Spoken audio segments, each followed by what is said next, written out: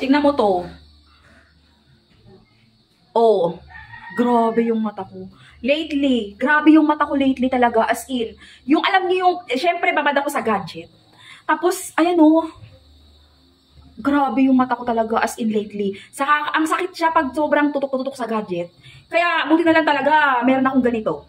Ang laking tulong sa akin to. Sa akin ha, personally guys, ito talaga, ginagamit ko siya, iniinom ko talaga siya.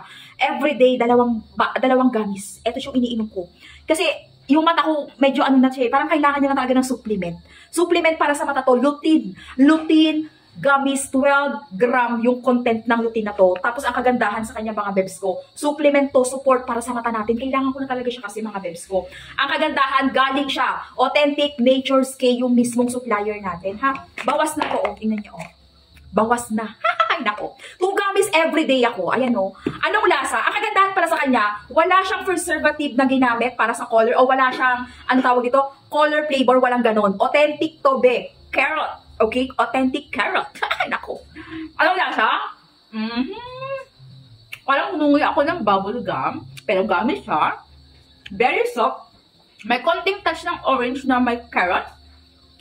Sarap.